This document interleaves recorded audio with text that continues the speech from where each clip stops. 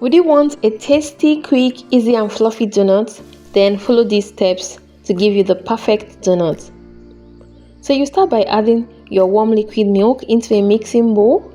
If you're using powdered milk, you dissolve it with some lukewarm water before adding to the bowl. The next thing you add is some sugar, followed by some salt. Then you mix for everything to get dissolved. Then you add your yeast, mix again and add the egg. Then you mix and mix. And then you sift the flour into the mixed liquid, but make sure to add the flour gradually to avoid the dough being too dense. When the consistency of the dough is gotten, you transfer to a work surface. Then at this point, you add the butter.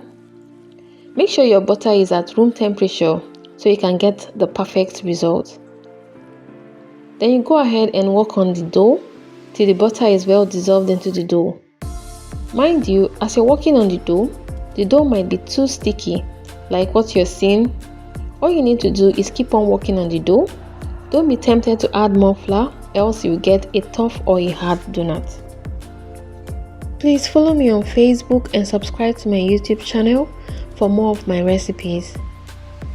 So as you continue working on the dough, you'll be getting a firmer dough, just like what you're seeing.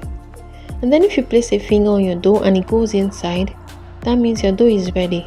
And all you need to do is to oil your bowl and place the dough to rest for 2 hours. So after 2 hours, this is how your dough should look. Then you punch in the dough to remove the trapped air, and then you transfer to your work surface. And you use your finger to massage and to spread the dough on your work surface. And then you roll. You roll to a thickness level, and then you get your donut cutter and you begin to shape the dough.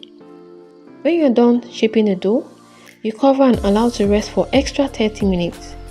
So after 30 minutes, you set your pan on fire with some oil. When the oil is hot enough, you begin to fry your donuts.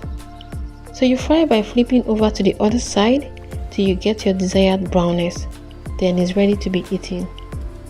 So you can either use jam or some sugar glaze on your donuts. Hope this video has been helpful to you, and thank you for watching. Bye.